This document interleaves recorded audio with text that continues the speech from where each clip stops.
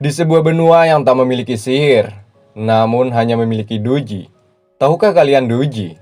Doji adalah sebuah kekuatan alami yang ada pada dalam diri kita. Doji memiliki 10 tingkatan, tergantung seberapa keras usaha seseorang untuk mendapatkannya. Yang pertama Dozi, Dozi, Dosozi, Doling, Duang, Dohuang, Dozung, Dozun, Dosing, dan terakhir yang paling tinggi, Dodi. Semua orang berlomba untuk mendapatkan tingkatan paling tinggi. Sebab di benua ini, siapa yang terkuat maka akan jadi penguasa. Sebaliknya, jika hanya menjadi manusia lemah, maka akan menjadi budak selama-lamanya. Dan inilah seluruh alur cerita Tonghua Battletoad The Heavens. Selamat menonton dan mendengarkan. Di sebuah benua, tepatnya di kota hutan, setiap sebulan sekali, keluarga Xiao menguji seberapa tinggi tingkatan kekuatan para penduduknya. Ada seorang petinggi dari keluarga Xiao. Saat itu, dirinya memanggil Xiao Yan untuk disuruh maju menghadap ke sebuah batu ujian.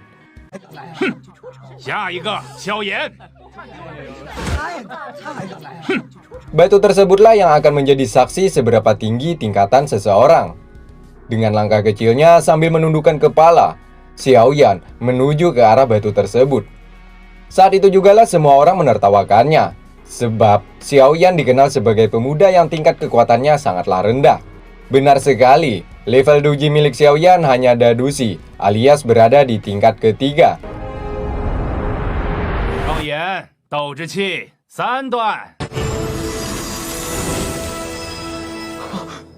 Betapa malunya saat itu, sebab ayahnya adalah seorang terkemuka dari keluarga Xiao. Sementara para penduduk lainnya menertawakan akan hasil yang ia dapatkan.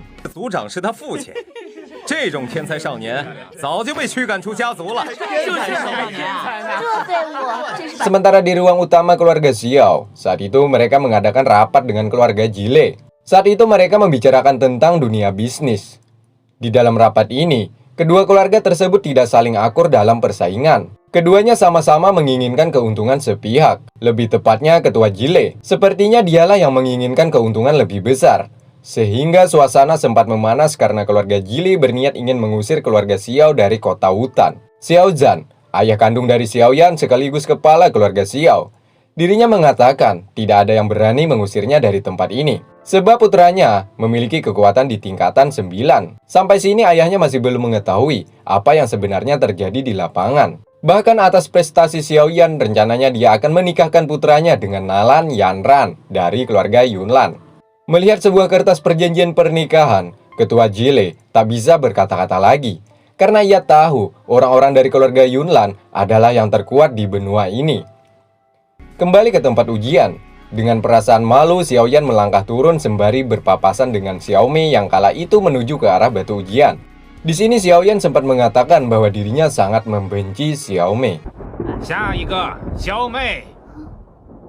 Sun Er namanya, gadis cantik namun kekuatannya sungguhlah luar biasa. Dirinya mencoba menenangkan perasaan Xiao Yan saat itu. Sun Er yakin, cepat atau lambat Xiao Yan akan menjadi pemuda kuat dan hebat. Kemudian, giliran Sun Er untuk menguji kekuatannya.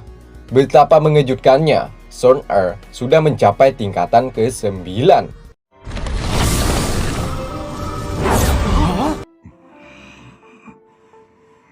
Sementara ketua Jile yang sebelumnya sudah mengetahui berita terkait pernikahan Xiao Yan dan Nalan, dirinya memutuskan untuk keluar meninggalkan tempat ini. Datanglah Nalan dan bawahannya. Ya, kedatangannya untuk membatalkan pernikahannya dengan Xiao Yan. Karena Nalan telah mengetahui kekuatan Xiao Yan saat ini sangatlah rendah. Atas permohonan maaf karena melanggar perjanjian, Nalan memberikan sebuah PLJ kolektor. Mendengar itu, Xiao Zhan terkejut dan tak percaya karena Nalan dianggap telah melanggar aturan kota ini. Ya, di sini mereka semua dilarang untuk mengingkari sebuah janji. Namun, Nalan memiliki pendapat berbeda. Dengan penukaran PJ kolektor, setidaknya semuanya menjadi seimbang. Atau bisa dibilang Nalan membatalkan pernikahan. Sebagai gantinya, ia memberikan pil tersebut kepada keluarga Xiao. Sementara ketua Jile yang mendengar hal tersebut, dirinya tidak jadi takut kepada keluarga Xiao. 所以才会以聚气散作为补偿。我想， Para penduduk datang ke tempat ini, memohon Nalan untuk tidak membatalkannya. Namun sudah terlambat, Nalan tidak ingin memiliki suami yang kekuatannya di bawah pada dirinya.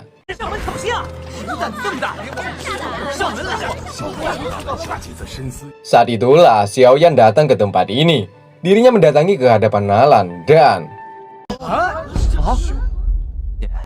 我决定说吧。休妻。 Ya, Xiaoyan bukanlah lelaki murahan. Atas hal itu membuat Nalan merasa dilecehkan oleh Xiaoyan. Akhirnya, suasana sempat memanas. Namun kembali dingin setelah Nalan mengajak Xiaoyan bertarung. Nalan memberikan waktu 3 tahun untuk Xiaoyan berlatih. Jika di pertarungan nanti Xiaoyan kalah, maka bersedia menjadi pengikut alias budak. Sebaliknya, jika Xiaoyan menang, maka Nalan akan menuruti apapun perintah dari keluarga Xiao. Tanpa keraguan, Xiaoyan menerima tantangan tersebut. Semua keluarga Xiao menganggap Xiaoyan bodoh. Mana mungkin dengan skill yang dimilikinya, mampu menandingi kekuatan Nalan yang dikenal sudah mencapai tingkatan tinggi. Hal itu rupanya bukan menjadi alasan untuk ia takut. Xiaoyan malah bersumpah akan mengalahkan Nalan di pertarungan nanti. Xiaoyan kemudian keluar dari ruangan utama. Sementara di dalam, saudaranya menganggap adiknya tersebut mengantar nyawa karena telah menerima tantangan dari Nalan. Xiaoyan yang bingung harus melakukan apa. Dirinya berlari, tak tahu arah kemana yang ia tuju. Sementara Sun Er ikut mengajarnya untuk menenangkan perasaan yang dirasakan oleh Xiaoyan. Xiaoyan 哥哥， Nah, saat di jalan ia dihampiri oleh Xiao Neng. By the way, dia adalah sepupu dari Xiaoyan. Di sini Xiao Neng menganggap sepupunya itu hanyalah beban keluarga. Karena mereka tahu jika kalah, maka keluarga Xiao akan menjadi budak dari keluarga Yunlan. Di sini adu mulut terjadi di antara kedua sepupu, bahkan beranjak ke perkelahian. 别以为仗着族长我们就不最有希望拿下玉梅的吧？那聚气散，作为大长老孙子的你， Beberapa kali Xiaoyan dijatuhkan oleh Xiao Neng.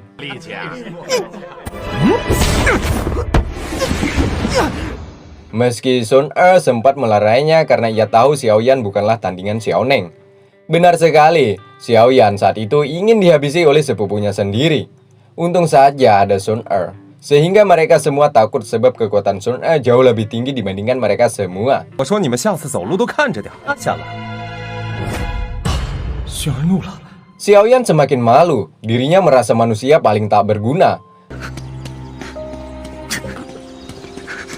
Nah, di sini ia kemudian lari ke pemakaman ibunya untuk meminta ampun karena telah menaruhkan keluarga Xiao. Saat ini, Xiaoyan tidak memiliki keahlian apapun.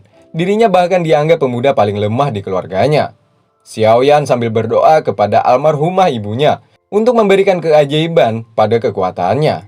Nah, saat itulah tiba-tiba cincin yang ada pada jarinya mengeluarkan asap dan datanglah seorang kakek tua yang bernama Yao Lao. 助你一臂之力之人， 这么助我？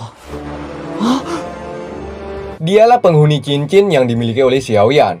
Itulah sebabnya mengapa kekuatan Xiaoyan tak pernah kunjung naik ke tingkatan berikutnya, karena selalu diserap oleh Yao Lao. Namun kedatangannya kali ini untuk mengajarkan ilmu bela diri sampai ke tingkatan tertinggi. Awalnya Xiaoyan tidak percaya bahwa Yao Lao adalah seorang kakek yang kuat. Namun setelah kakek tersebut melihatkan kemampuannya dengan menjatuhkan beberapa pohon dengan tenaga dalamnya, akhirnya Xiaoyan percaya dan bersedia untuk menjadi muridnya. 不高，一年帮我升到7段斗志。 Sebelum memulai latihan, Yao Lao menyuruh Xiaoyan mencari beberapa resep, yakni 3 lembar daun Violet Orchid dan 2 inti dari Bone Wishing Flower, di mana kita tahu harga kedua benda tersebut sangatlah mahal harganya. Sementara keluarganya saat ini mulai mengalami krisis. Yao Lao tak ingin tahu. Dirinya tetap menyuruh Xiaoyan untuk mendapatkan benda tersebut. Jika tidak, maka Yao Lao tidak jadi melatihnya. Akhirnya, Xiaoyan mencari cara untuk mendapatkan uang dan membeli kedua benda tersebut. Singkatnya, seusai melakukan kultivasi, Xiaoyan didatangi oleh Sun Er. Meski Xiaoyan dianggap pemuda yang paling lemah, namun Sun Er diam-diam mencintainya. Sun Er berjanji akan membantunya agar menjadi lebih kuat lagi, meski harus mempertaruhkan jiwa raganya. Kebetulan sekali, saat ini Xiaoyan sangat membutuhkan uang untuk membeli benda yang disebutkan oleh Yaola sebelumnya. Di sini Xiaoyan mencoba memberanikan diri untuk meminta bantuan kepadanya dengan meminjam uang kepada Sun Er. Tanpa pikir panjang lagi, Sun Er langsung memberinya uang, dan mereka pun langsung berangkat ke pasar untuk mencari benda tersebut. Saat di pasar, rupanya gerak-gerik Xiaoyan selalu diawasi oleh bawahan keluarga Jile. Sementara Xiaoyan saat itu sudah berada di apotek. Di sini semua benda yang dibutuhkan semuanya tersedia. Xiaoyan kemudian meminta pelayan membawakan 3 lembar daun violet dan 2 lembar bonwasing flower. Sebelum membeli, Sun Er yang dikenal sebagai wanita cerdas, dirinya meminta untuk mencek dulu keaslian benda tersebut. 1900金币，这是账单。5年份喜古花，3支20年份紫叶。 Akhirnya mereka pun selesai. Di sini Xiaoyan sebenarnya masih ingin melihat-lihat suasana pasar. Namun Sun Er merasakan bahwa mereka selalu diawasi oleh orang-orang Jile. Ya, benar sekali, mereka dikejar dan lari untuk bersembunyi. Sebelum meloloskan diri, mereka berdua sempat dihadang oleh 2 prajurit Jile. 快去通知少爷！ Sementara di sudut lain, ada putra dari ketua Jile, dia bernama Aur. Ia mendapatkan kabar bahwa Xiaoyan berada di pasar. Sebelum mengejarnya, Aur tanpa rasa kemanusiaan menghabisi penduduk sekitar. 丢了。 Sedangkan Xiaoyan masih sempat membeli sebuah benda yang disarankan oleh Yao Lao. 但上百只里都没有一个，有点严。但是您已经能感受。 Nah, disinilah mereka kemudian mendengar sebuah keributan bahwa putra ketiga dari ketua Jile sedang mengacau di pasar ini. Xiaoyan memutuskan untuk menyerang mereka. Dengan diam-diam, Xiaoyan mampu menghajar salah satu prajurit Jile.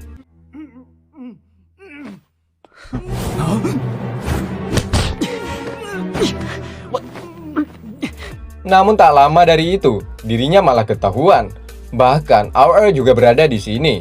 Saat itu, Xiaoyan hampir saja terbunuh akan serangan yang dilepaskan oleh Aur. 真想象不出3年后你挑战。少爷，没想到全是小孩子捉迷藏的吧？ Untung saja, di waktu yang pas Sun Er datang menyelamatkannya. 老跟着。 Aur yang mengetahui kekuatan Sun Er, dirinya memutuskan untuk mundur dari pertarungan ini dan melaporkan kepada ayahnya. Singkatnya, Aur mengabarkan kepada ayahnya bahwa Xiaoyan telah membeli sebuah benda-benda di pasar. Ditakutkan jika dibiarkan kekuatan Xiaoyan akan terus berkembang dan menjadi penghambat kelancaran bisnis mereka. Dengan yakin, ketua Jile menganggap Xiaoyan hanyalah secari kertas dan tak berpengaruh di dalam dunia bisnis mereka. Sementara Xiaoyan saat itu dirinya mendapatkan arahan dari gurunya. Bahkan Xiaoyan juga mendapatkan latihan secara spiritual olehnya. Yao Lao mencampurkan benda-benda yang telah dibeli oleh Xiaoyan sebelumnya. Lalu Xiaoyan disuruh menahan sebuah api yang ada di tangannya, juga mengkonsumsi ramuan tersebut. Karena doji Xiaoyan masih rendah, dirinya muntah menahan kekuatan yang masuk ke dalam tubuhnya. Keadaan Xiaoyan semakin memburuk. Hal itu membuat Yao Lao langsung mengobatinya. Di sini Xiaoyan mendapatkan sebuah amanat, di mana ia akan menggantikan Yao Lao di kemudian hari sebagai seorang pemilik kekuatan tertinggi. Scene kemudian berpindah, tepatnya di ruangan pelelangan. Ada seorang gadis cantik bernama Yafe. Ya, dia adalah seorang resepsioner di bidang obat-obatan, di mana rencananya para pemuka keluarga akan saling angkat harga untuk mendapatkan benda yang mereka inginkan. Kembali ke tempat Xiaoyan, berkat ia mengkonsumsi ramuan yang diberikan oleh Yao Lao, kekuatannya sudah mencapai tingkatan keempat. Namun secara keseluruhan, Yao Lao menganggap bahwa Xiaoyan masih belumlah memiliki kepribadian yang baik. Mana ada seorang ahli api takut api. Ya, kata itulah gambaran Xiaoyan saat ini coy. Selesai latihan, Xiaoyan mendatangi ke tempat bertarung, di mana Sun Er berhadapan dengan Xiao Neng. Dengan santuy, Sun Er mengalahkannya. Di sini Sun Er terkejut setelah melihat kekuatan Xiaoyan yang begitu cepat. Hanya melihat dari pergelangan tangan, Sun Er mengetahui bahwa Xiaoyan sudah berada di tingkatan keempat. Lalu Sun Er memberikan sebuah golongan kertas, di mana di dalamnya terdapat menu-menu latihan untuk Xiaoyan. Xiaoyan kemudian membawa golongan kertas tersebut kepada Yao Lao. Mengejutkan, Yao Lao tidak tertarik sedikit pun. Sebab isi dari kertas tersebut kekuatannya terlalu rendah. Lalu Yao Lao memberikan golongan kertas lainnya yang sesuai dengan bakat Xiaoyan. Isinya tentang teknik peledak oktan tingkat 5. Ya, latihan secara spiritual membuat Xiaoyan semakin kuat. Bahkan perkembangannya melebihi perkiraan Yao Lao. Xiaoyan setiap hari berlatih dengan keras untuk menjadi seorang pemuda yang kuat. Dan yang paling utama, yakni mengalahkan Nalan dalam 3 tahun ke depan. 哪来的钱？八极崩需要极强的抗体，8重叠加，威力堪比。萧炎，你何苦3年之后自取其辱呢？ Singkatnya, berkat bantuan Yao Lao, Xiaoyan ingin melelang sebuah benda terbilang rendah, namun harga yang mahal. Ya, hasil tersebut nantinya uangnya akan dikembalikan kepada Sun Er. Dengan pakaian tertutup, Xiaoyan mendatangi Yafei. Di sini mereka saling tawar-menawar harga yang pas untuk dilelangkan. Berkat Yao Lao, Yafei terpesona akan khasiat benda tersebut. 凭丹药的品鉴， Akhirnya Yafei langsung melelangkan benda ke hadapan para pengunjung, di mana yang membelinya tersebut ialah ayahnya sendiri. Xiao Zhan yang mendapatkannya dengan harga yang cukup fantastis. 价格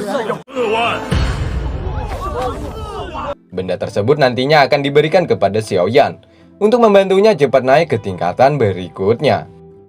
Selesai acara pelelangan, kakak pertama dan kedua menyayangkan karena ayahnya telah banyak mengeluarkan uang. Di mana saat ini kita mengetahui keluarga Xiao sudah mengalami krisis. Ditambah lagi persaingan bisnis dengan Jile semakin ketat. Sementara tak jauh dari mereka, Xiaoyan mendengarkan percakapan ayah juga saudaranya tersebut. Kemudian ayahnya keluar. Nah, di sini mereka berdua bertemu. Ayah kemudian memberikan benda hasil lelangan sebelumnya kepada Xiao, sambil berharap putranya akan menjadi pemuda kuat dan hebat. Dengan benda-benda yang sudah ia kumpulkan, Xiaoyan berniat malam ini akan sampai di tingkatan ke-6. Saat itulah Yao Lao muncul. Dirinya mengingatkan Xiaoyan untuk tidak terlalu terburu-buru.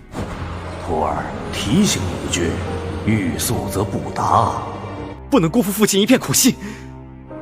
Sebab hal itu sangat membahayakan keselamatannya jika terlalu dipaksakan. Sampai siang hari, Xiaoyan terbaring di atas tanah. Semalaman, dirinya melatih kemampuannya. Yao Lao mengajarkan teknik peledak Octano agar kelak mampu menghadapi musuh-musuhnya.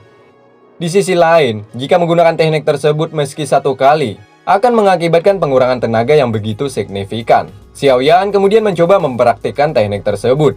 Peledak Octano terdiri dari 2 bagian. Yang pertama Shizang, dan yang kedua Choiko Zhang. 可是师傅，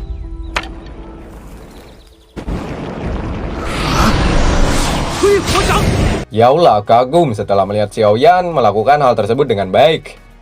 Meski begitu, Yao Lao sekali lagi mengingatkan Xiaoyan agar jangan terlalu ambisius mengejar target. Karena semakin ingin maju, maka semakin besar kemungkinan untuk gagal. Kata-kata tersebut dijadikan Xiaoyan sebagai pedoman hidupnya. Di sisi lain, Yao Lao juga yakin melihat bakal Xiaoyan yang luar biasa dalam waktu 2 bulan dia akan sampai di tingkatan ke-7. Semenjak bertamu Yao Lao, keseharian Xiaoyan hanya ditemani dengan latihan keras.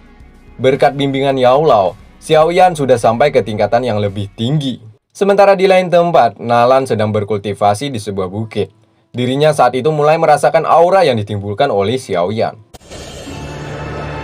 3年之后， Singkatnya, saat itu Xiaoyan dibangunkan oleh Sun Er.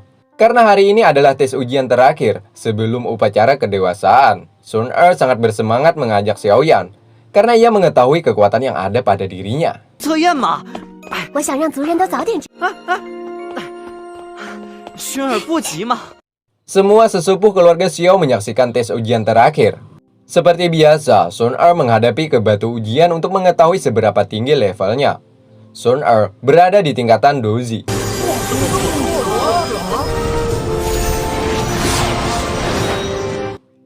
Selanjutnya Xiaoyan, sekali lagi semua orang meremehkannya.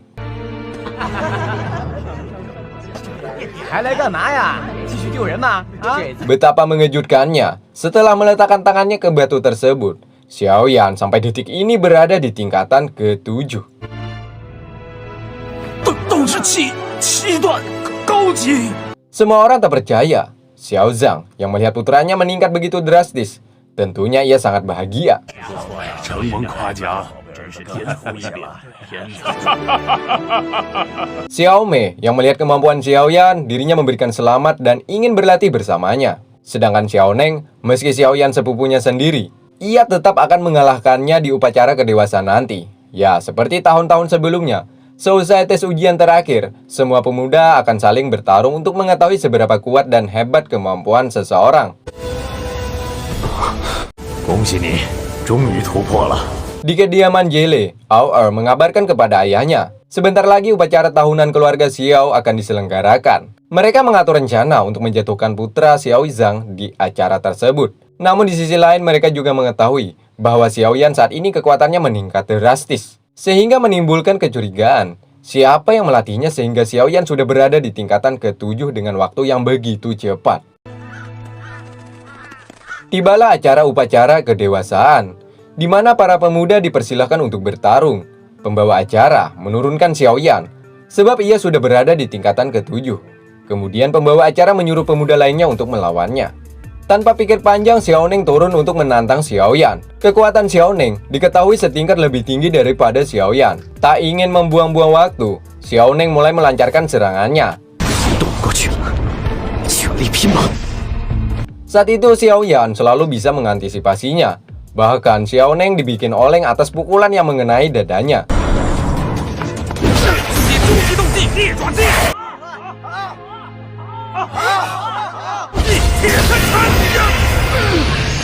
Di sini Xiao Yan mendapatkan sebuah bisikan dari Yao Lao bahwa sebentar lagi akan sampai di tingkatan ke-8.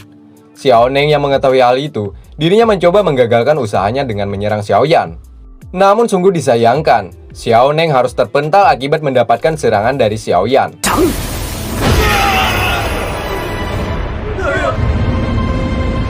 Saat itulah, diam-diam keluarga Jile memberikan sebuah pil penambah kekuatan. Hal ini menimbulkan Xiao Neng semakin mengganas. Dirinya bagaikan seorang monster yang haus akan darah. Xiao Yan,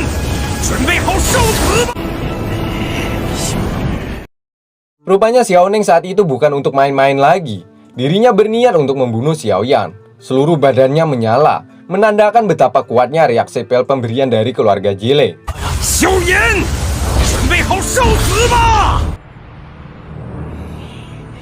Saat puncak kemarahannya, Xiao Neng menyerang Xiao Yan, dan terjadilah. Betapa mengagumkan, Xiao Yan mampu mengalahkan Xiao Neng menggunakan pukulannya. Hal itu sudah cukup membuat Xiao Neng jatuh terkapar. Sementara keluarga Jile, setelah melihat Xiao Yan menang, mereka pergi meninggalkan arena petarung. Atas kekalahannya, Xiao Neng harus mengalami patah tulang di bagian tangannya. Ya, berkat ini semua, Xiao Yan berhasil naik ke tingkatan 8. 萧炎哥哥， Sementara ketua Jile dan putranya semakin resah, sebab Xiao Yan saat ini menjadi ancaman dalam dunia bisnis mereka, di mana mereka juga mengetahui bahwa Xiao Yan sudah mencapai tingkatan ke-8. Untuk mengantisipasinya, mereka mengajak Liu Xi untuk bergabung. Yap, Liu Xi adalah pria kuat namun memiliki kepribadian haus akan esek. Liu Xi berjanji akan menenggelamkan keluarga Xiao dari muka bumi ini, asalkan keluarga Jile menyiapkan wanita untuk disantap. Tak tanggung-tanggung, permintaannya agar keluarga Jile membawakan Nona Yafe. Wanita cantik juga memiliki keahlian dalam meramu obat, tentunya sedikit lebih sulit untuk menangkapnya. Meski begitu, keluarga Jile akan mengusahakan memenuhi permintaan Liu Xi, yakni membawa Yafe ke hadapannya. Singkatnya di pasar, saat itu Xiao Yan dan Sun Er sedang berada di sini. Sepertinya Xiao Yan akan terus meningkatkan kemampuannya.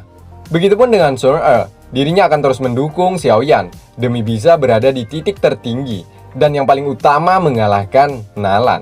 Mereka berdua sedikit curiga sebab pasar hari ini tidak ramai seperti biasanya. Ya, menurut para pedagang, hal ini disebabkan keluarga Jile mematok harga yang cukup murah, sehingga pelanggan keluarga Xiao sedikit banyaknya beralih haluan.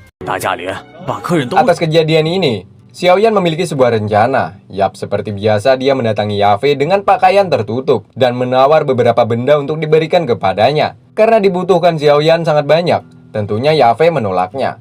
Meski beberapa cara sudah ia lakukan, tetap Yafe menolak untuk tidak menjual beberapa barangnya, karena hal itu dianggap sebuah aturan tempat ini. Nah, kebetulan saat proses tawar-menawar, Tiba-tiba pria bertopeng lainnya datang ingin menculik Yafei. Yap, mereka adalah suruhan dari keluarga Jile. Dengan mudah, Xiaoyan menggagalkan aksi mereka.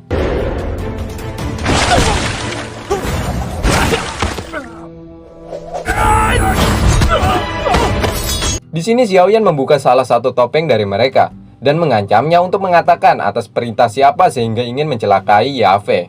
Karena merasa takut, mereka mengatakan bahwa semua ini perintah dari keluarga Jile.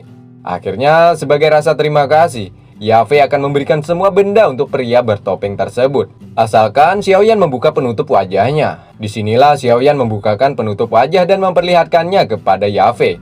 Betapa terkejutnya, ternyata dia adalah Xiaoyan. Di sini Xiaoyan meminta kepada Yafei untuk merahasiakan ini semua. Sementara keluarga Jile, berita atas penjualan semua benda sudah sampai ke telinga mereka.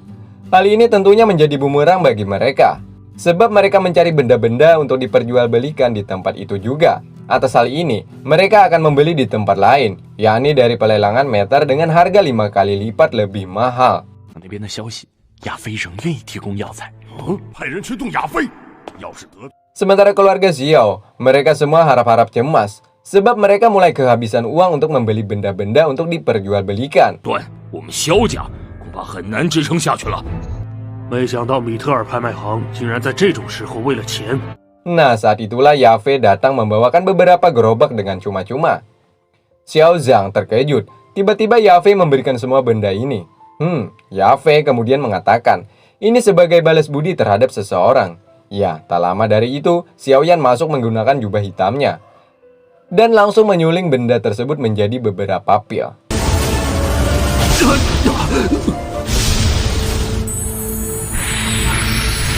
Ya, pil ini 10 kali lebih kuat dibandingkan pil lainnya. 是，它的治疗效果要比回春药强。 Seusai dari sana, Xiaoyan kemudian melangkahkan kakinya keluar. Kebetulan suasana hujan di sini, coy. Lalu Yafei datang memayunginya. Betapa romantisnya saat di sini. 我什么都不怕。 Akibat membeli terlalu mahal, keluarga Jile terpaksa menaikkan harga pil obat. Semua pengunjung pasar merasa bahwa ini adalah pemerasan. Namun hal mengejutkan terjadi. Ada salah satu penduduk yang sedang terluka. Si temannya langsung memberikan sebuah pil yang dibelinya di pasar milik keluarga Xiao. Harga yang murah, namun kualitasnya begitu dahsyat. Hanya sekali pakai, luka tersebut langsung sembuh. Sehingga membuat semua pengunjung pasar lainnya pergi menuju pasar milik keluarga Xiao. 这么好，这也不是事儿。 紧急事态，快去通知家烈大人。是。快去上家方式。兄弟有救了。 Lagi, ketua Jile merasa rugi besar. Sebab benda-benda yang mereka jual tak banyak yang laku. Bahkan yang lebih parahnya, pihak pelelangan meter membatalkan kontrak dengan keluarga Jile. Tentunya ini semua kesalahan Liu Xi, si pria mesum. Gara-gara dia menginginkan Yafei, semuanya jadi berantakan. Sementara di kediaman Xiao Neng, saat itu kakak perempuannya yang bernama Xiao Yu datang membawakan obat untuk kesembuhan adiknya. Namun, secara diam-diam Xiaoyan telah memberikan obat kepada Xiao Neng karena ia merasa Xiao Neng masih keluarganya juga. Kembali ke tempat keluarga Jile, ketua sangat marah kepada Liu Xi. Dan lagi, Liu Xi memiliki sebuah cara lain, yakni membuat sendiri ramuan pil obat tersebut. Ya, Liu Xi menyuruhnya untuk membeli bahan-bahan di luar kota. Untuk kualitas, katanya di luar jauh lebih baik daripada kualitas milik keluarga Xiao.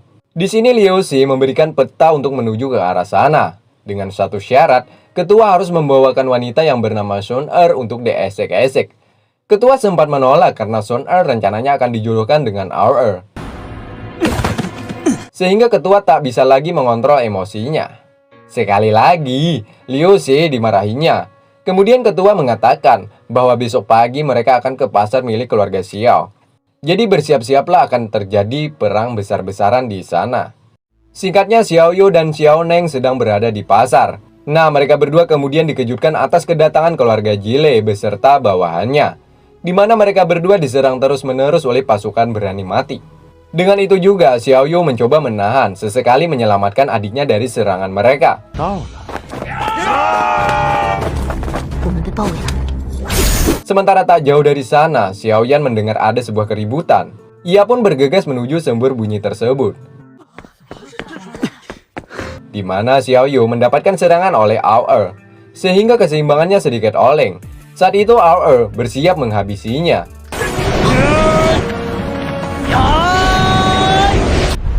Dan datanglah Xiaoyan menyelamatkan sepupunya tersebut.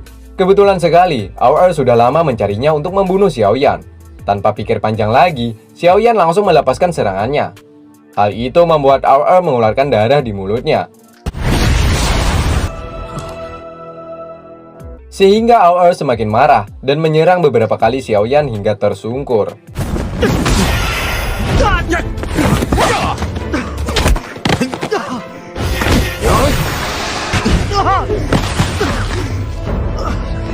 Xiao Yu dan Xiao Neng mencoba untuk menyelamatkan sepupunya tersebut. Namun Xiaoyan menggunakan kekuatannya agar mereka menjauh darinya.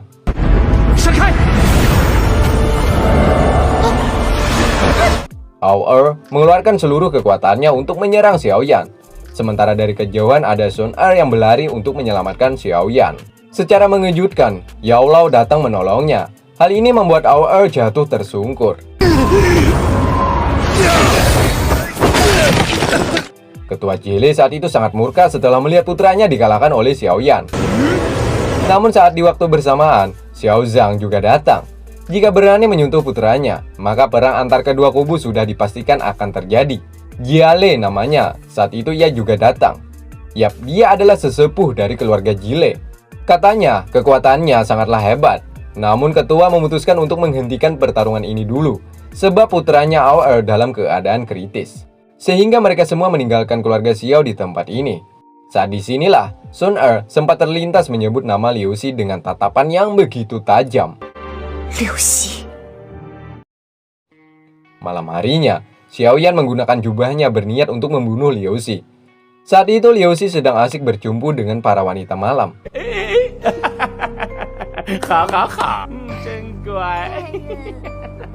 Tak lama dari itu datanglah Sun Er ke hadapannya. Tanpa ada sepatah kata pun, Liu Xi langsung mati setelah mendapatkan serangan darinya.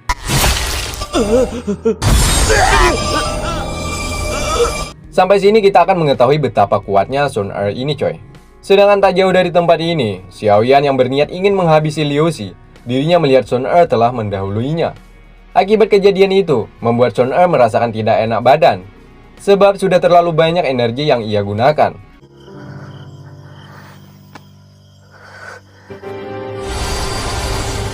Yao Lao membisiki Xiaoyan untuk tidak mendatanginya, sebab Sun Er adalah wanita hebat. Dia akan cepat sembuh dengan sendirinya.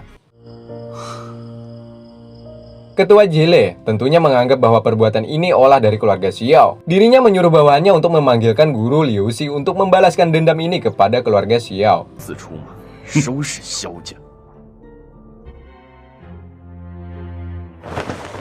Siang harinya, Xiaoyan mendatangi Yafei. Sesuai dugaannya, Yafei mengetahui tujuan Xiaoyan ke sini untuk meminta sebuah peta menuju keluar kota. Ya, dengan tujuan untuk menggagalkan keluarga Jile mendapatkan ramuan obat-obatan. 还能为加列家提供足够的药材。 Benar sekali, saat itu Jiale dan bawahannya menuju ke luar kota. Sementara dari ketinggian, Xiaoyan meminta izin kepada ayahnya untuk menggagalkan rencana mereka semua. Dengan kepercayaan tinggi, ayahnya yakin bahwa putranya akan berhasil menjalankan misi ini. Lalu ia memberikan restu juga doa untuk keselamatan Xiaoyan. Sebelum melakukan misinya, Xiaoyan mendapatkan pelajaran oleh Yao Lao di sebuah tempat yang bernama Gunung Monster. Ya, di sini Yao Lao memberikan sebuah pedang yang beratnya 100 kali lipat dari berat badan Xiaoyan. Yao Lao melatih dengan teknik tersebut agar kelak Xiaoyan menjadi manusia yang kuat. Saat di sini Xiaoyan menjalani latihannya penuh perjuangan keras. Beberapa kali ia terjatuh menahan beban pedang tersebut.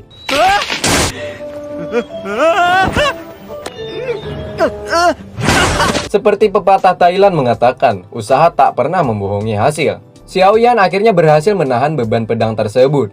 Dengan waktu terbilang yang cukup singkat, Xiaoyan berhasil menaklukkan latihannya.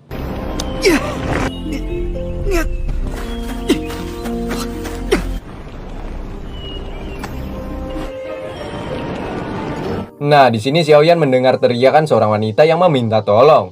Benar sekali, wanita yang bernama Ye Xian. Yap, dia seorang gadis yang ahli medis. Saat itu ia dikejar oleh monster jahat. Monster ini tak segan membunuh juga memperkosa wanita yang berkeliaran di hutan ini. Dengan sigap, Xiaoyan datang dan menolong Ye Xian. Semua monster tersebut dikalahkan olehnya.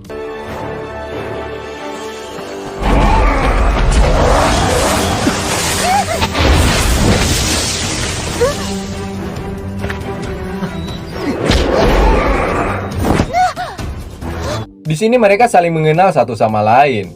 Ye Xian berasal dari desa Kengshan yang tak jauh dari hutan ini. Mendengar itu, Xiaoyan meminta kepada Ye Xian agar mengatakan keberadaan kelompok medis keluarga Jile. Sebelum mengatakan keberadaan mereka, Ye Xian meminta Xiaoyan menjaga ia dari serangan para monster beberapa hari ke depan.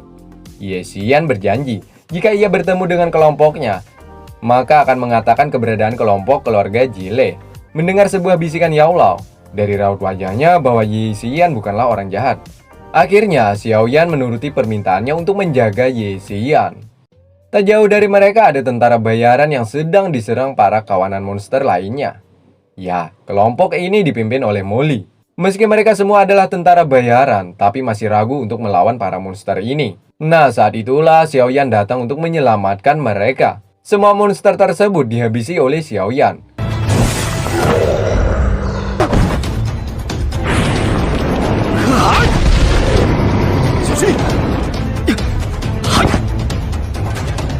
Sebagai ucapan terima kasih, Molly memberikan satu ekor monster kepada Xiaoyan. Yap, melalui bisikan Yao Lao, bahwa di dalam monster ini terdapat inti kekuatan. Tak lama dari itu, Xiaoyan berhasil mendapatkan inti tersebut. Ya, nantinya, benda ini akan berguna untuk kelangsungan bela dirinya.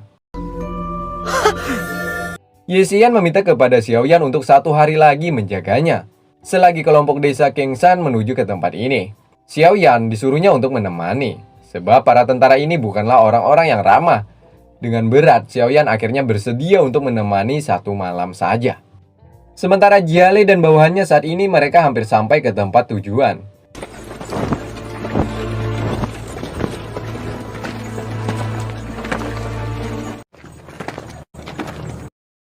Kembali ke tempat Xiaoyan, mereka berdua saat itu sedang mencari tumbuh-tumbuhan untuk dijadikan resep pil obat. Lagi, berkat bantuan Yao Lao, Xiaoyan mendapatkan beberapa benda yang ia butuhkan.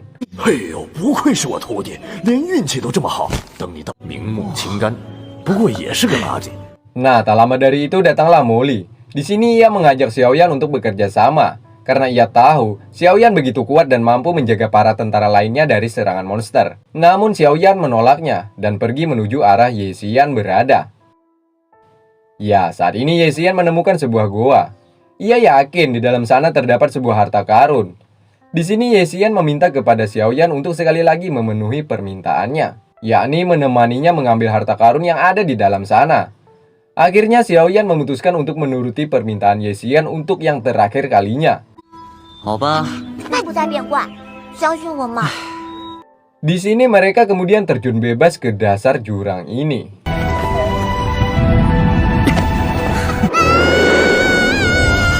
Xiaoyan mampu menangkap sebuah tali pohon yang tergantung. Di sini mereka mencoba mengayunkan tubuh ke arah gua. Namun sial, ular monster muncul dan menyerang mereka berdua. Rupanya ular tersebut bukanlah hal yang sulit untuk ia atasi. Dengan mudah Xiaoyan mampu mengalahkan sehingga ular tersebut jatuh ke dasar jurang yang begitu dalam.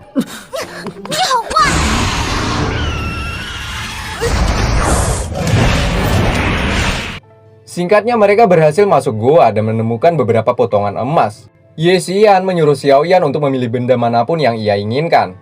Bukan emas permata, Xiaoyan hanya menginginkan sebuah bunga. Sisanya ia serahkan kepada Ye Xian.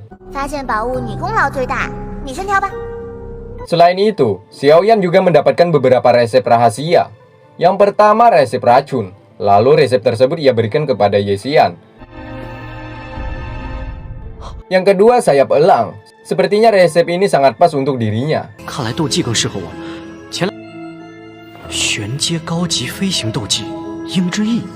Akhirnya Xiaoyan satu kali lagi mengambil benda tersebut, yakni resep sayap elang. Saat asik mengemasi barang-barang, datanglah Molly dan pasukannya. Di sini mereka berdua diserang oleh bawahannya. Dengan IQ yang tinggi, Xiaoyan mampu melewati hadangan musuhnya.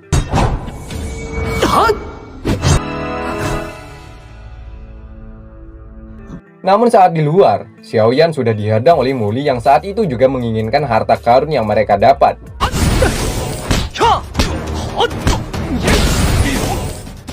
Di sini kekuatan mereka berdua cukup berimbang. Sementara Ye Xian yang tak ingin pertarungan ini semakin membesar, dirinya memanggil seekor elang dan lari dari tempat ini.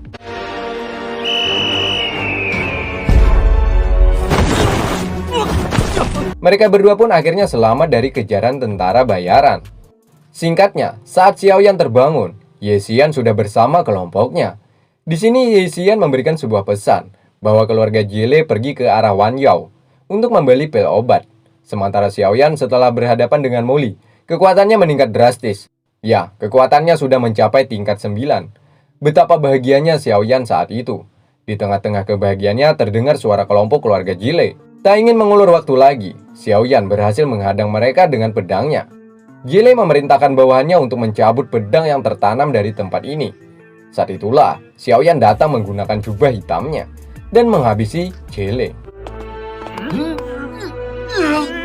Saat itulah Xiaoyan datang menggunakan jubah hitamnya dan menghabisi Jile. Rupanya kekuatan Jile tak apa-apanya bagi Xiaoyan. Dirinya malahan yang mampu membuat Jile terjatuh ke dasar jurang dan mati. Saat itu salah satu dari prajurit mampu selamat. Dirinya langsung kembali dan mengabarkan kepada keluarga Jile. Di sini ketua lagi-lagi marah besar setelah mengetahui Jile tewas, ditambah lagi benda-benda yang dibeli di luar kota tak ada satupun berhasil dibawa pulang. Di sini mereka tidak mengetahui bahwa pelakunya Xiaoyan. Sebab prajurit hanya mengatakan ada seorang pria berjubah hitam dengan sebilah pedang secara tiba-tiba menghabisi mereka. Namun Aoe mencurigai bahwa olah semua ini perbuatan dari Xiaoyan. Karena ia mengetahui kekuatan api putih hanya Xiaoyan yang dapat menguasai teknik tersebut. Akibatnya mereka mengalami kerugian besar. Ketua memutuskan untuk menjual tanah milik keluarga Jile. Ketua meminta agar proses jual beli tidak diketahui oleh keluarga Xiao. Malam harinya, ayahnya sangat senang setelah melihat putranya kembali dengan selamat. Di sini Xiaoyan bersumpah akan menjadi keturunan Xiao terbaik sepanjang sejarah, dan tentunya dengan mengalahkan Nalan di pertarungan kelak. Tak lama dari itu datanglah Sun Er. Ia mengabarkan bahwa besok penerimaan siswa baru Akademi Jianan. Yap, akademi ini hanya orang-orang yang memiliki kekuatan yang luar biasa baru bisa ikut bergabung. Selain itu, Sun Er juga mengatakan bahwa keluarga Jile sudah menjual tanahnya dan mengalami krisis ekonomi. Dan lagi, ketua Jile semakin stres akibat keluarga Xiao sudah mengetahui bahwa mereka telah menjual tanah.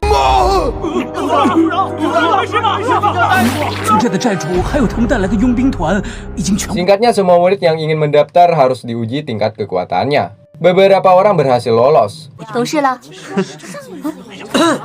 Begitupun dengan Sun Er dan Xiaoyan juga berhasil melewati ujian ini.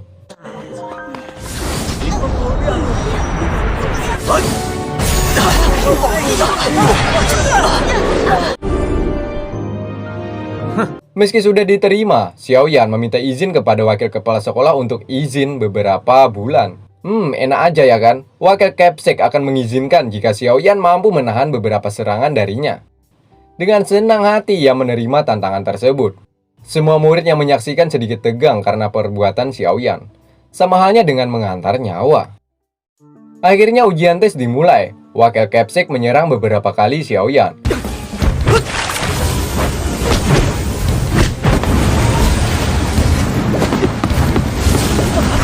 Saat itu juga ia mampu menahan.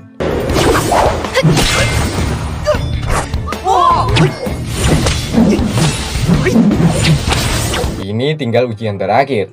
Awalnya Xiaoyan sedikit kesulitan.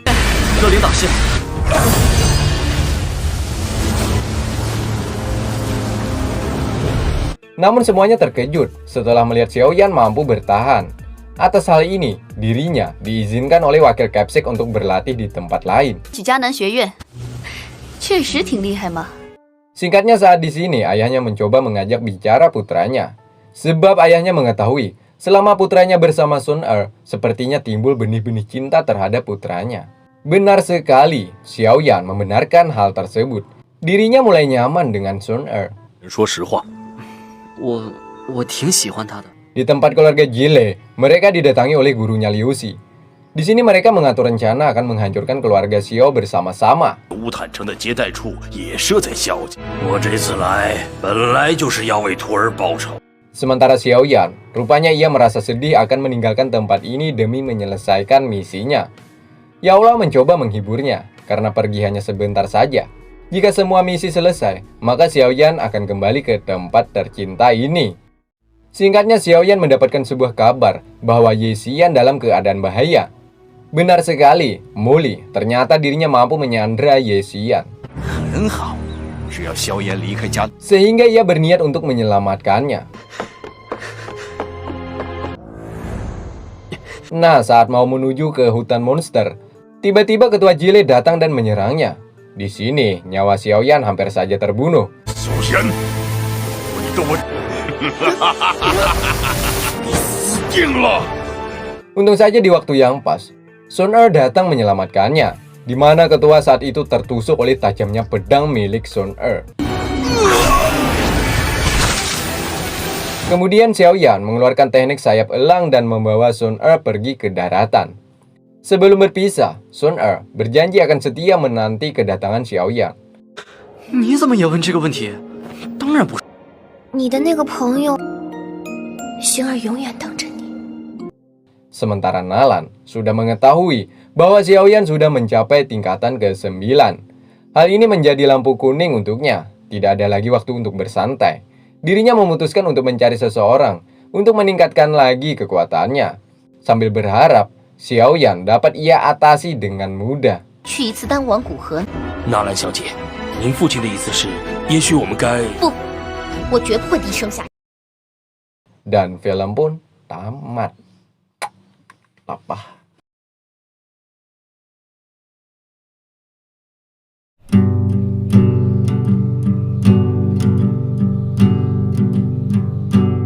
Setelah mendapatkan sebuah kalung dari Ye Xian, di mana sebelumnya wanita itu ditangkap oleh tentara bayaran yang dikomandoi oleh Muli, Xiaoyan dan Yao Lao memutuskan beberapa waktu untuk singgah di sebuah gua. Berharap di sini Xiaoyan bisa meningkatkan kemampuannya. Sesuai dugaan Yao Lao, saat ini Xiaoyan sudah berada di tingkatan Duzi bintang 6. Dengan kemampuannya yang terus meningkat, Xiaoyan sangat yakin di kemudian hari mampu mengatasi perlawanan dari Nalan. 难道这小子要突破6星斗者了？ Di mana janji mereka 3 tahun silam pernah terucap untuk saling mengalahkan. Saat ini, waktu mereka hanya tinggal 1 tahun lagi. Xiaoyan bersumpah akan mengalahkan Nalan dan terutama untuk meninggikan derajat keluarganya kembali. Yang mana keluarga Xiao dulu pernah dibuat malu oleh keluarga Nalan dengan cara membatalkan pernikahan dikarenakan Xiaoyan dicap sebagai manusia lemah. Singkatnya, para prajurit tentara bayaran sedang mencari keberadaan Xiaoyan. Mereka datang untuk menangkapnya. Sebab barang siapa yang berhasil mendapatkan Xiaoyan mati atau hidup, maka akan diberi hadiah 800 koin emas. 管他呢，那小子可值8000金币呢。 Tak semua hidup manto. Kebetulan sekali Xiaoyan juga berada tak jauh dengan mereka. Menggunakan sedikit teknik bela dirinya, ia mampu menjatuhkan batu besar yang ada di sana. 爷爷的，怕啥来啥。 Hal itu membuat monster hutan datang dan menghajar beberapa prajurit tentara.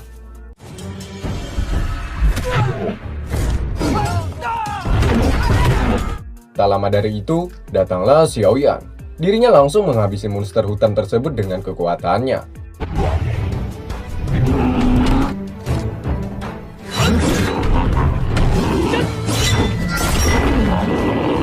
Prajurit menanyakan kepada Xiaoyan, sebab Xiaoyan saat ini sudah tumbuh dewasa dan kekuatannya pun terus meningkat. Xiaoyan menjawab, siapakah kalau bukan pria yang mereka cari? 不是在找我吗？ Tanpa basa-basi, dirinya langsung menghabisi prajurit tersebut dengan pedangnya. 放过我！ 你杀了我，狼头佣兵团不会放过你的。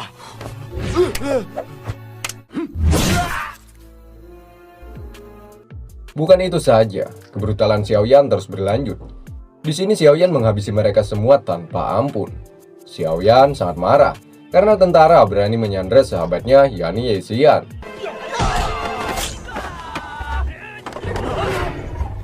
Kemudian pedang Xiaoyan terus memakan korban, sehingga angka kematian para prajurit tentara bayaran terus bertambah.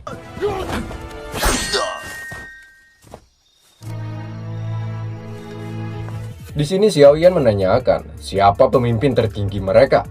Dengan rasa takut, salah satu prajurit mengatakan bahwa pemimpin mereka bernama Musi. Kemudian di bawahnya ada Ganmu, dan ketiga yang bernama Hemeng. 在山脚下，团实力最强者都是哪些人？是我们团长木蛇，他 Para petinggi tentara bayaran memiliki tingkatan kekuatan yang berbeda-beda. Tentu saja jalan untuk menyelamatkan Ye Xian akan sedikit lebih berat. Ditambah lagi para prajurit yang sedikit menjengkelkan, seperti yang ada di hadapannya saat ini. Xiaoyan hanya menggunakan satu tangannya, dan prajurit tersebut langsung mati. 茉莉少爷，可倒要看看。 Sementara di markas tentara, perlu kita ketahui bahwa Mushi adalah ayahnya dari Muli. Ya, dengan semringah, Muli mengatakan kepada ayahnya bahwa dirinya sudah memerintahkan para bawahannya untuk menangkap Xiaoyan di pegunungan yang tak jauh dari tempat mereka tinggal. 人早就埋伏好了，我就不信那小子能够一辈子。 Dengan keyakinan yang tinggi, jika mereka berhasil menangkap Xiaoyan, maka kunci harta karun akan jatuh menjadi milik tentara bayaran. Belum selesai melakukan obrolannya, datanglah salah satu prajurit untuk melaporkan bahwa para prajurit yang dikirim ke pegunungan untuk menangkap Xiaoyan semuanya sudah mati. Prajurit itu juga mengatakan bahwa semua korban tewasnya hampir sama, yakni mengalami luka yang tak wajar. Sampai sini Mushi mulai merasakan bahwa prajuritnya mati terkena benda tumpul yang berbobot sangat berat. 就说萧一仙得到了某位强者的遗物。 Mereka pun mulai khawatir dengan waktu yang begitu cepat. Perkembangan bela diri Xiaoyan begitu signifikan. Jika terus dibiarkan, Xiaoyan akan menjadi ancaman terbesar bagi mereka. Mushi memiliki rencana, yakni dengan memanfaatkan bakat Ye Xian untuk membunuh Xiaoyan. Iya, Ye Xian sangat jago di bidang farmasi. Salah satunya meramu sebuah racun. Mushi menyuruh prajurit untuk memanggilkan Hemeng. Namun sayang sekali, Hemeng saat ini sedang dalam perjalanan menuju ke tempat Nalan untuk mencari rubah salju. Mendengar itu, Mushi sangatlah cemas. Siapa tahu ya kan di jalan ia kenapa-napa. Namun Muli mencoba menenangkan bahwa Hemeng akan mampu mengatasi kekuatan Xiaoyan. Mendengar itu, Mushi sedikit mulai lega. Scene berpindah. Hemeng saat itu sedang asik bercumbu dengan wanita. Ya, Hemeng adalah pria yang sangat doyan mainin wanita. 好吃吗？ Di sela-sela obrolan mereka, tiba-tiba salah satu prajurit jatuh ke hadapannya. Hemeng lalu mencek keadaan di luar. Semua prajuritnya tewas. Di mana di depannya ada Xiaoyan yang saat itu berdiri tegak untuk menghabisi Hemeng. Sebagai ucap salamnya, Xiaoyan melemparkan sebuah batu ke wajah Hemeng. Bukan itu saja, Hemeng juga mendapatkan sepakan keras dari Xiaoyan.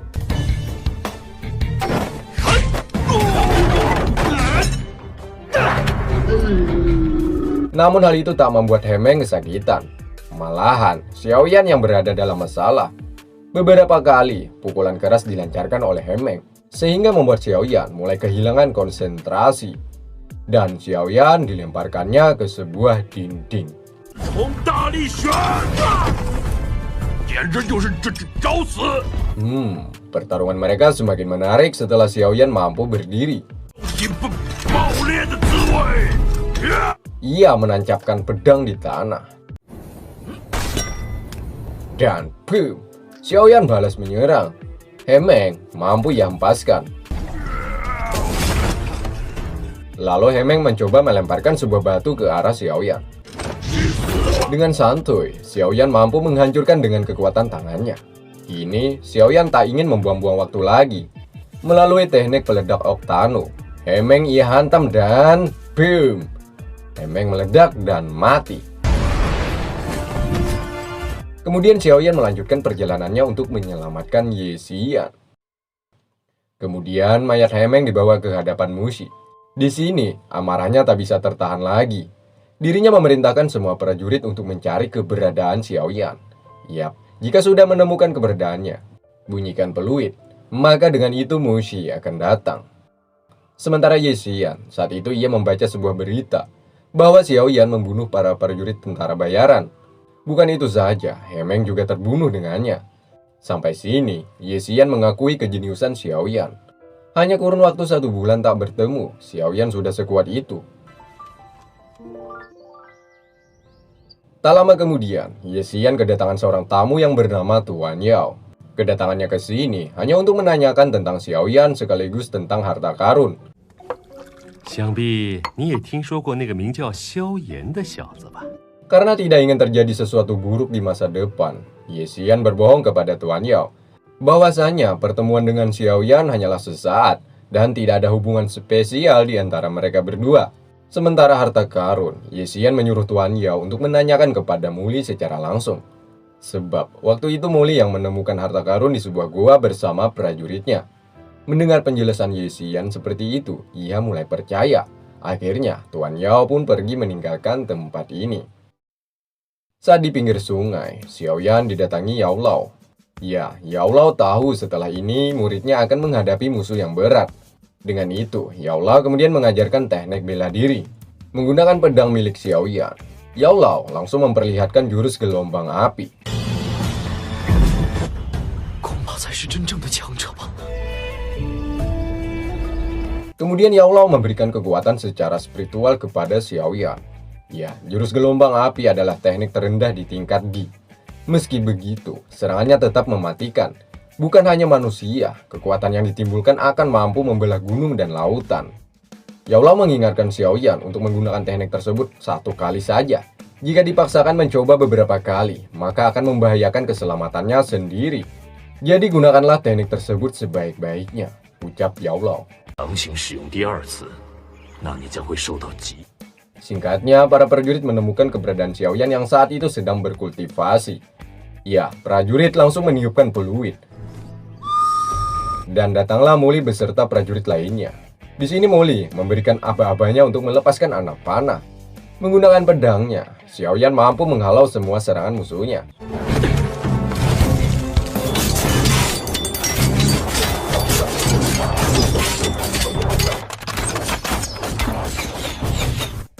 Melihat musuhnya sangat banyak, Xiao Yan mencari cara lain, yakni melarikan diri ke tengah hutan. Hingga malam hari, dirinya terus dikejar oleh tentara bayaran. Hingga akhirnya Xiao Yan menemukan jalan buntu. Di sini ia juga berhadapan langsung dengan Mushi.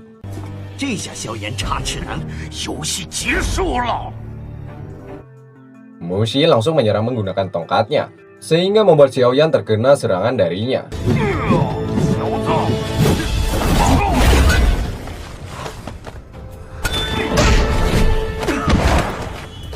Dendam atas matinya Hemeng sudah tertanam di lubuk hatinya. Di sini Xiao Yan bersiap untuk dibunuh Mushi.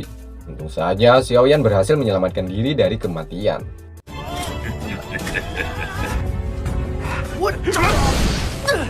Lalu Xiao Yan memutuskan untuk mengeluarkan teknik gelombang api.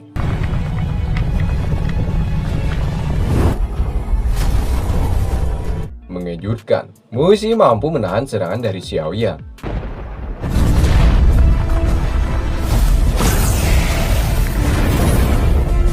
Akibat memaksakan untuk mengeluarkan teknik tersebut, tubuhnya lemah juga mengeluarkan darah. Dan akhirnya, Xiao Yan terjatuh dari jurang yang begitu dalam. Untung saja nyawanya masih bisa terselamatkan oleh armor pelindung tubuh. Saat siang hari, Xiao Yan tersadar. Di sini Yao Lao kembali hadir dan menyuruhnya untuk menggunakan teknik aliran energi.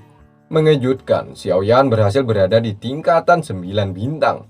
Yap, sebelumnya, armor pelindung tubuh dijaga oleh Yunzi, si wanita cantik. Kehebatannya tak perlu ditanyakan lagi. Dialah yang selalu menjaga keselamatan Xiao Yan. Bahkan lukanya sembuh begitu cepat. Ini semua berkat wanita yang bernama Yunzi. Singkatnya, Yao Lao mengajarkan Xiao Yan tata cara menggunakan teknik eksplosif. Teknik tersebut langsung Yao Lao praktekkan. Dikolaborasikan dengan ledakan Oktanu. Jurus tersebut mampu menghancurkan bukit. Jika Xiao Yan ingin benar-benar menguasai teknik tersebut, maka setiap harinya ia harus membunuh Raja Singa dan mengambil intisarinya dalam jangka waktu sebulan penuh. Jika tidak, maka kekuatan tersebut akan menjadi racun pada dalam dirinya. Dengan keyakinannya, jangankan 5, 10 pun Xiaoyan mampu. 也不放在眼里。 才能让你体内浮躁的斗气 Sementara tak jauh dengannya ada Lin dan kakak geng. Mereka berdua sedang dikejar oleh Ganmu. Ya, Ganmu adalah bos kedua para tentara bayaran, alias satu tingkat di bawah Mushi. Saat itulah Xiaoyan juga datang karena ia mendengar mereka berdua menyebut nama Ganmu. Di sini Xiaoyan langsung menghajar Ganmu dengan kekuatannya. Rupanya Ganmu tak sehebat dengan pangkatnya. Dengan mudah Xiaoyan menjatuhkannya. Di sini, Ganmu akhirnya mengatakan bahwa nyawa Ye Xian dalam bahaya sebab Tuan Yao memiliki rencana jahat, yakni ingin mendapatkan buku racun yang dimiliki Ye Xian, ya, yang ia dapatkan di gua bersama Xiaoyan, coy. Seusai mengatakan tersebut, secara tiba-tiba Lin langsung menghabisinya. Sementara Xiaoyan langsung berlari menuju ke keberadaan Ye Xian saat itu. Singkatnya, dengan cara menyusup, Xiaoyan akhirnya sampai dan menemui Ye Xian. Betapa senangnya saat Ye Xian melihat kedatangan Xiaoyan. Yap, Xiaoyan rencananya akan membawa Ye Xian pergi dari tempat ini. Sebab ia mengatakan bahwa Tuan Yao memiliki rencana jahat. Sebelum pergi, Ye Xian menyuruh Xiaoyan untuk minum air.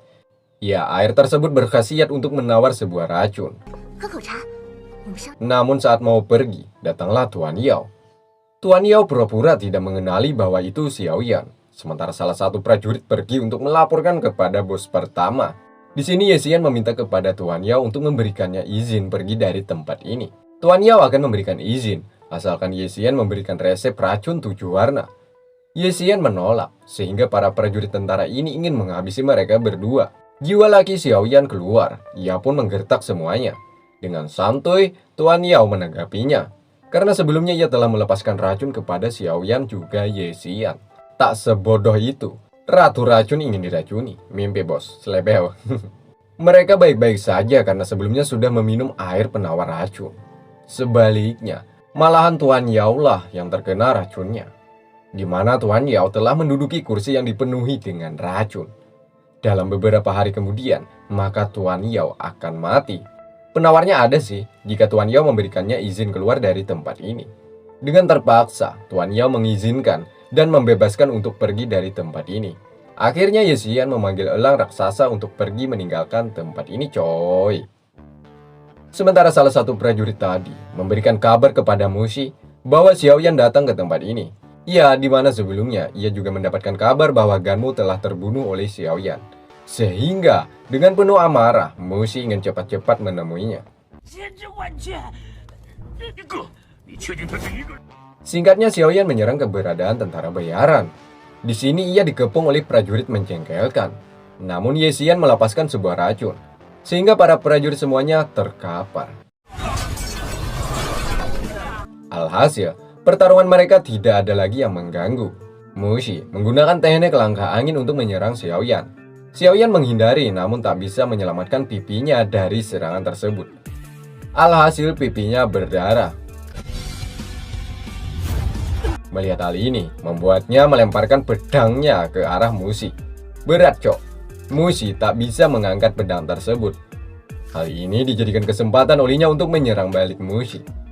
Menggunakan teknik peledak Octano, Xiaoyan mampu membuat Mushi oleng dan mengeluarkan darah. Berkat bantuan Yao Lao, Xiaoyan mampu menggunakan teknik auman singa dengan sempurna. Dan Mushi mati. Perkelahian ini membuatnya merasakan mual, sehingga salah satu prajurit hampir saja melukainya. Untung saja ada armor pelindung.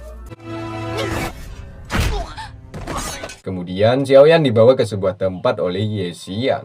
Tempat yang damai juga tenang. Kisah senang juga sedih ada saat di sini. Namun di bagian ini Mimin tak membahasnya terlalu detail, coy. Di sini mereka menghabiskan waktu bersama. Hal itu membuat Ye Xian mulai merasakan nyaman terhadap Xiaoyan. Selain itu, mereka sama-sama berlatih kemampuan bela dirinya di sini juga, coy. Tiba suatu ketika, Ye Xian terbaring akibat terkena racun pada tubuhnya. Yao Lao mengatakan bahwa di dalam tubuh Ye Xian sangatlah unik. hanya ada satu dalam 100 tahun manusia, seperti Ye Xian. Penyakit yang sudah berada dalam tubuhnya sejak lahir, sangat sulit untuk mencari obatnya. Namun Xiao Yan akan berjanji untuk menyembuhkan Ye Xian. Setelah itu, keseharian Xiao Yan hanya mencari tumbuh-tumbuhan untuk kesembuhan Ye Xian. Hal itu membuat Ye Xian merasa jadi batu penghalang untuk latihan Xiao Yan, coy. Akhirnya ia memutuskan untuk pergi, meninggalkan Xiao Yan. Yap, jika ia terus bersama Xiao Yan, takutnya Xiao Yan akan kalah melawan Nalan. Jika kalah, maka dia akan menjadi wanita paling bersalah. Sebab, dirinya telah menghambat proses latihannya. Meski Xiao Yan tidak pernah mempermasalahkan hal ini, tetap Ye Xian tidak ingin menjadi wanita penghancur. Setidaknya dengan cara inilah, dirinya mencintai Xiao Yan. Uhuy. Sedih nggak? Nggak. Saat malam hari, ia menemukan inti dari binatang buas es dari temannya, kakak geng juga Ling Er. Hal itu ia dapatkan karena sebelumnya Xiao Yan mampu membunuh monster yang menyerang mereka bertiga. Singkatnya, dengan semangat yang tinggi, Xiao Yan mampu menggunakan api ungu dan berada di tingkat bintang 1. Ia pun bersama Yao Lao berniat pergi ke Gurun Tagur dengan tujuan mencari inti api berbeda. Sebelumnya ia menyempatkan diri untuk singgah di kota Black Rock. Ya, Yao Lao menyarankan agar Xiao Yan mendatangi ke tempat asosiasi alkimia untuk mendapatkan sebuah alat kelangsungan latihannya. Singkatnya, Xiao Yan sampai.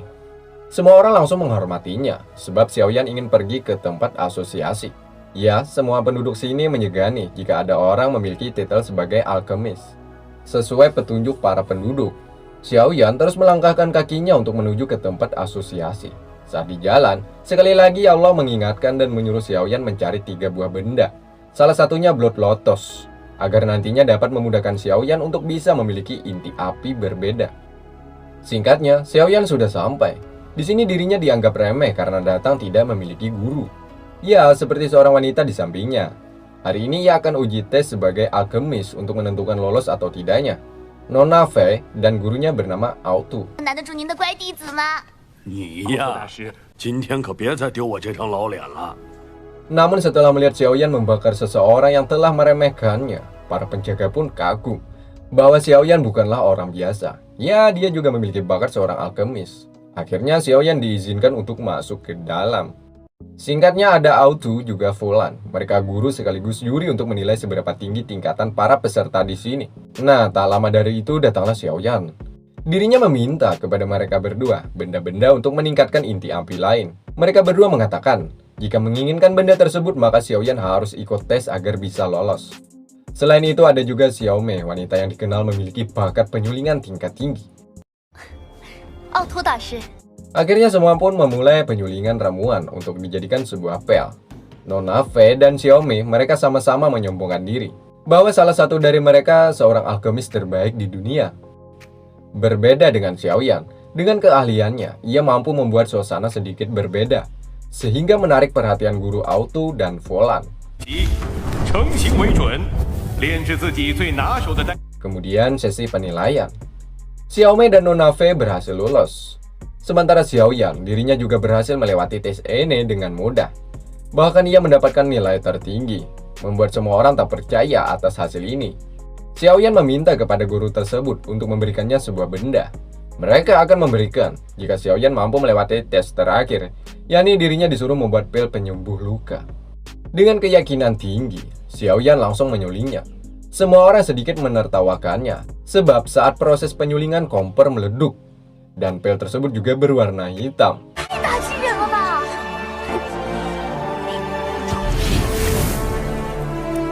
Namun memanglah seperti itu untuk mendapatkan hasil yang sempurna. Kedua guru pun akhirnya mengakui bakat yang dimiliki Xiao Yan. Mereka pun kemudian menyuruh Xiao Yan untuk masuk ke ruangannya untuk membahas kelanjutannya. Agar menemukan alat yang diperlukan untuk menyerap api ungu, Xiao Yan memerlukan sebuah benda yang bernama Ice Spirit Cold Fontaine. Dengan itu, ia berencana untuk meminta benda tersebut kepada guru Autu dan Fulan. Saat ini, Xiao Yan sudah diterima di tempat ini. Hal itu dibuktikan dengan adanya mantel yang menempel di bajunya. Langsung saja, Xiao Yan melontarkan pertanyaan tentang keberadaan Ice Spirit Cold Fontaine. Sepertinya langkah untuk mendapatkan benda tersebut agak sedikit lebih sulit. Sebab benda yang diinginkan Xiaoyan adalah harta yang begitu langka. Ditambah lagi, belajar dengan pengalaman yang dulu-dulu, orang yang pernah memilikinya gagal untuk menjinakkannya, alias benda tersebut menguap dan hancur. Dikarenakan kekuatan orang tersebut masih terbilang rendah, Xiaoyan tetap menginginkannya, karena hari ini adalah hari terakhir ia tinggal di Blackstone. Setelah melalui proses pembicaraan yang begitu serius, akhirnya Volan dan Autu mengeluarkan sebuah buku, bahwa benda ini sangat sulit untuk dimiliki, atau bisa diartikan sangat sulit untuk berpindah tangan, meski ditukar dengan uang sekalipun. Guru Autu dan Xiaoyan akhirnya mencari keberuntungan, siapa tahu ya kan benda itu nantinya bisa didapatkan oleh Xiaoyan. Saat itu, mereka menuju ke tempat pemilik yang hanya ada satu-satunya di kota ini. 我真的不想让你跟那个家伙有所瓜葛。 Mereka pun sampai, di mana di ruangan ini dipenuhi dengan jebakan.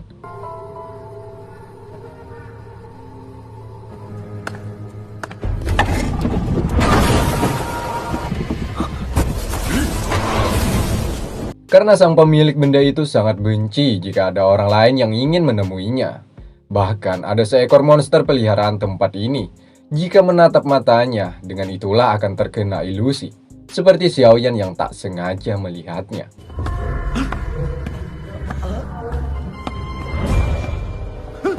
Seperti yang saya jelaskan sebelumnya, pemilik tempat ini sangatlah sulit untuk ditemui. Bahkan pintu digembok dengan erat. Guru Autu dengan kekuatannya langsung mendobraknya.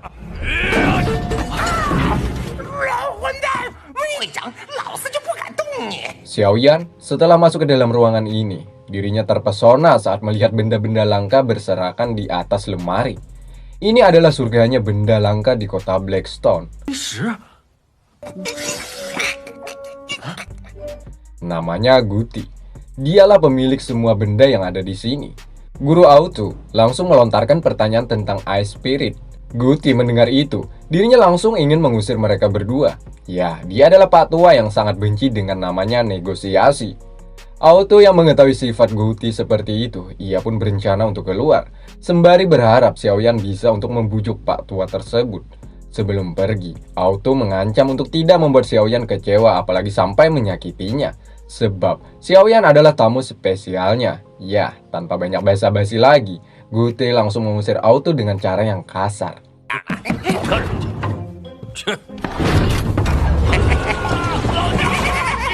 Selanjutnya, Guti juga mengancam Xiaoyan. Dirinya memperingatinya, ingin diusir secara kasar atau ingin pergi sendiri tanpa disuruh.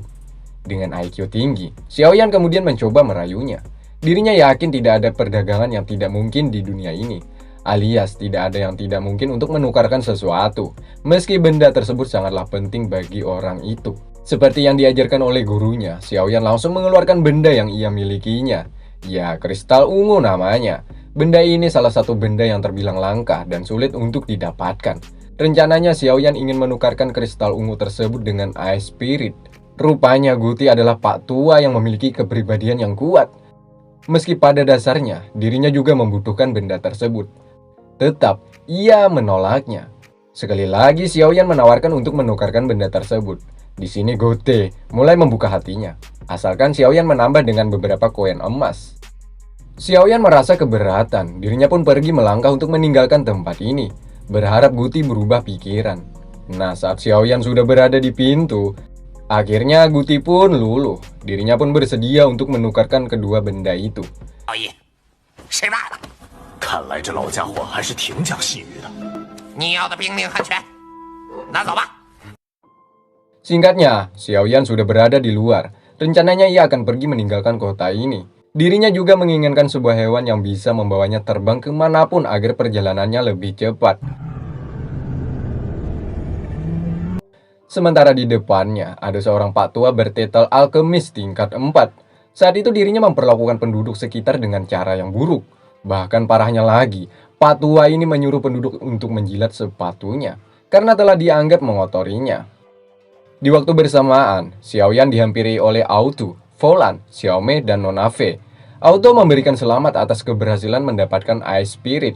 Volan juga memberinya inti tingkat 3 sebagai hadiah karena telah berhasil melewati tes penyolingan. Selain itu, Volan juga menambahkan bahwa di tempat ini, Setiap 6 bulan sekali akan diadakan event alkemis. Fulan berharap Xiaoyan akan mengikuti event tersebut.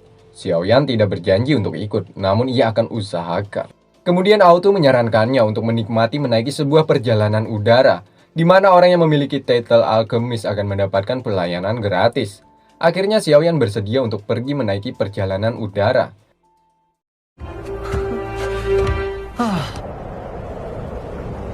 Benda yang bernama Pale Blood Lotus dan Pale tingkat 5. Kedua nama benda itu yang belum didapatkan oleh Xiaoyan saat ini, coy. 跻身进入5品的高阶丹药。 Tak terasa dirinya sudah 2 hari perjalanan udara. Seperti biasa, melalui sebuah arahan Yaolao, Xiaoyan mengumpulkan semua benda yang ia dapatkan untuk disaring menjadi pil oleh Yaolao. Penyaringan ini membutuhkan waktu yang cukup lama.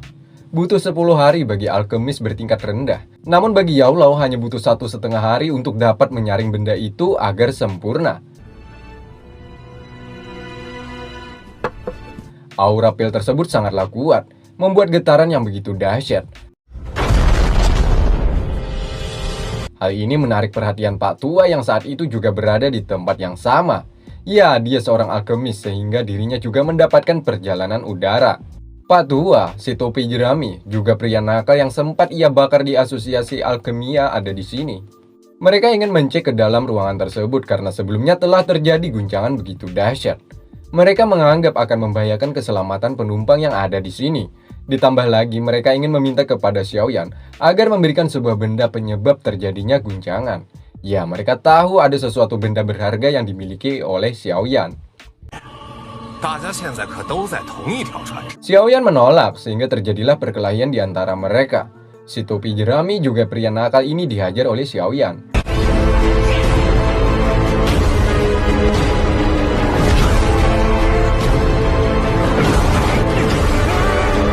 Saat di sini si pria nakal hampir saja terjatuh akibat pukulan Xiaoyan. Atas kejadian ini dijadikan kesempatan oleh Pak Tua untuk masuk ke ruangan Xiaoyan. Sial baginya, Pak Tua tersebut mendapatkan serangan oleh Yaolao.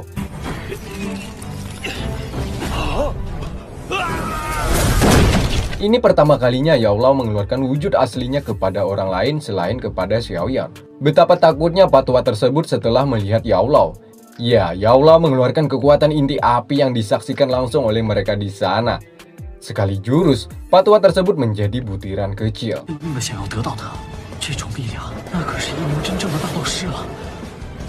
Pria nakal yang diselamatkan oleh si topi jerami, dirinya langsung ingin menyerang Xiaoyan juga Yaolao. Sial, dirinya dihabisi oleh si topi jerami dengan pisaunya, karena ia tahu melawan pun percuma.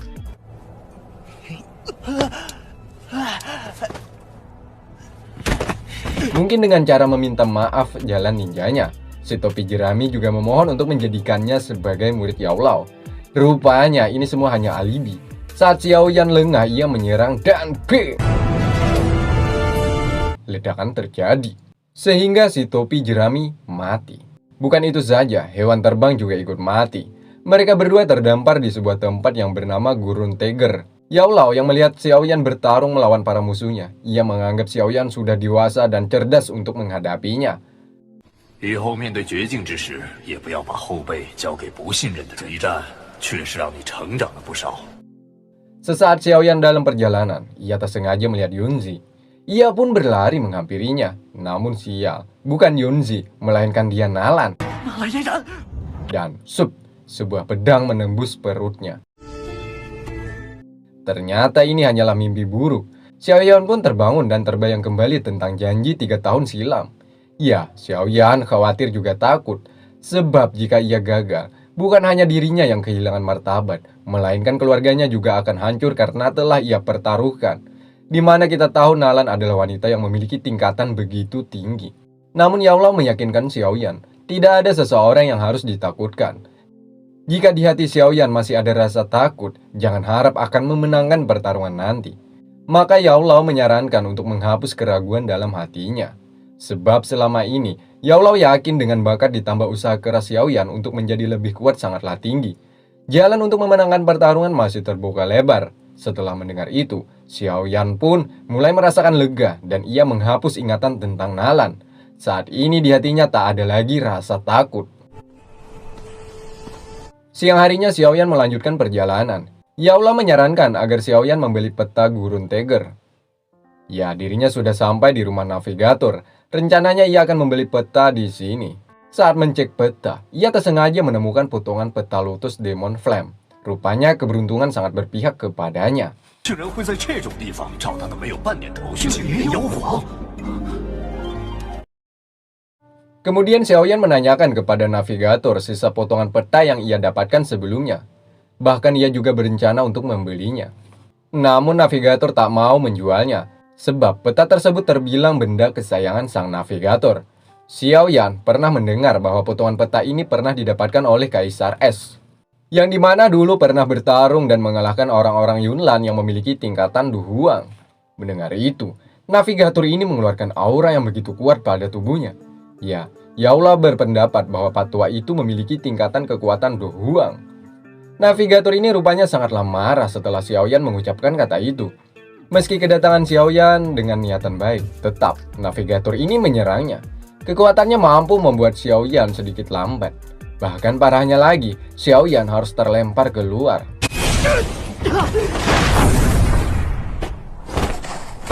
Xiaoyan rupanya mampu menahan segala serangan dari navigator ini. Hal itu membuat sang navigator sedikit mengagumi bakat yang dimiliki Xiaoyan.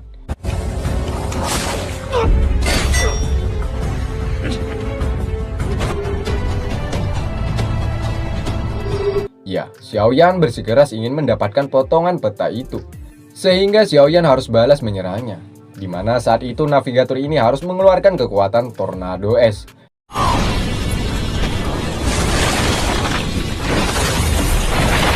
Xiaoyan masih mampu menahan. Bahkan navigator itu harus terkena serangan sendiri. Dirinya terjebak di dalam kebekuan. Yap, sampai sini akhirnya kita akan mengetahui bahwa navigator ini adalah Kaisar Es yang dulu mengalahkan keluarga Yunlan. Tapi hari ini, Xiaoyan mampu mengalahkannya.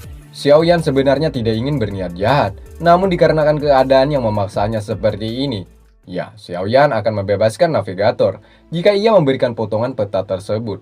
Akhirnya, navigator mengakui kekalahannya dan akan memberikan potongan peta tersebut. Singkatnya, navigator menceritakan banyak kenapa ia sampai berada di sini. Dulu ia bertemu dengan seorang yang keturunan dari keluarga ular yang bernama Ratu Mendoza. Ya, dirinya dikalahkan oleh Ratu Mendoza hanya dalam waktu kisaran menit. Hal itu membuatnya kena kutukan ular yang mengakibatkan kekuatannya stuck di tingkatan Du Huang. Navigator akan membantunya untuk menemukan potongan lainnya kepada Xiaoyan. Asalkan Xiaoyan membuatkan pil tingkat 6 untuknya. Rupanya sangat mustahil, sebab Xiaoyan saat ini hanya berada di tingkatan kedua. Namun navigator akan mengatakan resep-resep untuk membuat pil tersebut. Ya, salah satunya benda yang disebut Gurun Datura. Jika ingin mendapatkannya, maka Xiaoyan akan pergi ke tempat yang tak jauh dengan keberadaan keluarga ular. Ya, sekitaran itu telah disegel oleh Ratu Mendoza. Jika Xiaoyan berada di sana, keberadaannya akan diketahui. Xiaoyan pun menolak hal itu karena ini sangat membahayakan keselamatannya. Namun Xiaoyan kembali tertarik untuk melakukannya setelah navigator mengatakan bahwa di tempat sana ada inti api yang tersembunyi. Ya, dengan inti api tersebut tentunya akan mempermudah proses latihan Xiaoyan untuk lebih tinggi. Asalkan Xiaoyan melakukan misinya untuk mendapatkan benda yang bernama Gurun Datura. Akhirnya mereka berdua pun deal.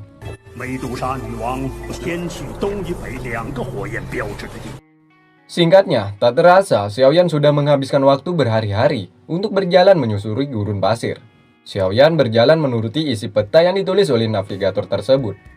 Sampai sini mereka belum cukup yakin tentang kebenaran isi peta ini. Jika 2 hari ke depan jalannya tak menemukan hasil, maka Xiaoyan akan memutuskan untuk membatalkan rencana ini. Lalu Xiaoyan disuruh oleh Allah untuk menyerap energi yang ada di gurun ini.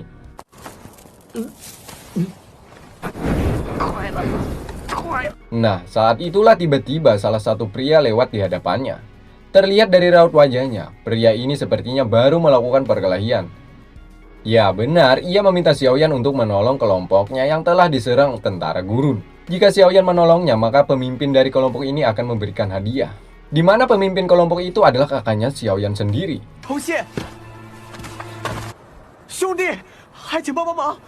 Sementara di sisi lain, para tentara gurun sudah memborbardir tempat ini. di mana di depannya ada seorang wanita yang ingin mereka habisi dengan satu monsternya.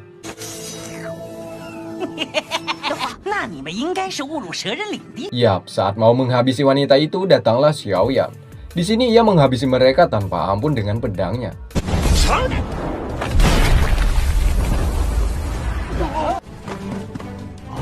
Atas ucapan terima kasih, wanita ini kemudian membawa Xiaoyan ke pusat kota.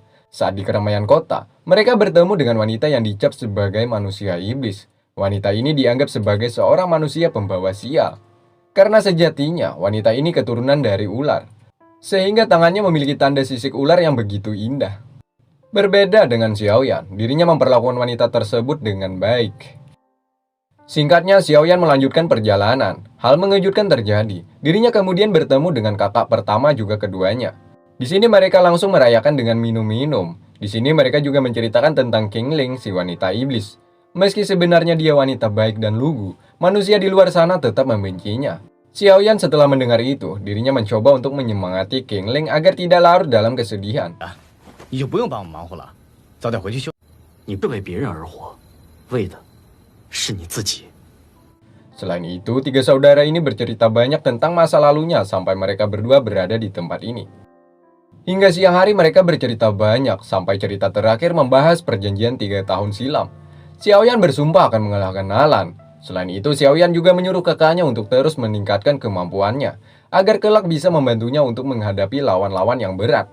Dan terakhir, tujuan Xiaoyan ke sini untuk mencari inti api yang berada di gurun ini. Siapa tahu ya kan saudaranya itu mengetahui keberadaannya. Mendengar itu kakaknya sedikit ragu. Suatu saat nanti akan terjadi kenapa-napa terhadapnya. Xiaoyan tetap keras untuk melanjutkan perjalanannya. Akhirnya kakaknya menguji tes kemampuan adiknya tersebut.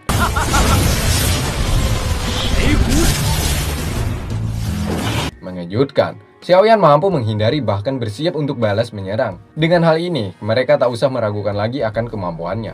Bahkan kedua kakaknya beserta bawahnya akan membantu Xiaoyan untuk mendapatkan benda yang ia inginkan. Singkatnya, mereka terus menelaah isi peta gurun untuk mereka lalui kelak.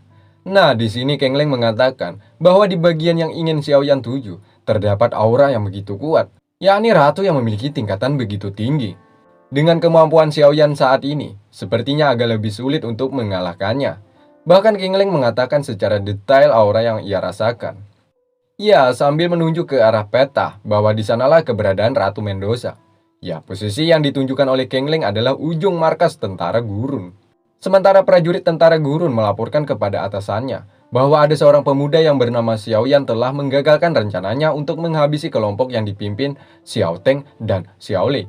Ya, Xiao Teng dan Xiao Lei nama kakaknya Xiaoyan. Atasannya ini mengatakan dia akan turun tangan untuk menghabisi keluarga Xiao.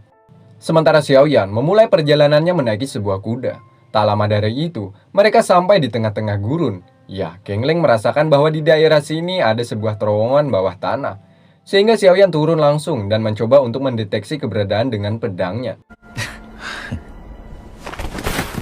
他们也别想好过。 Singkatnya mereka menemukan terowongan bawah tanah. Nah, saat mau masuk ke dalam, datanglah para tikus. Ya, mereka adalah tentara bayaran. Para tentara bayaran mencoba untuk menghalangi jalan Xiaoyan. Namun dirinya tak ingin menunda-nunda waktu lagi, karena sebelumnya sudah banyak waktu yang terbuang. Dengan kecepatannya, Xiaoyan mampu membuat tangan kanan bos menjadi debu.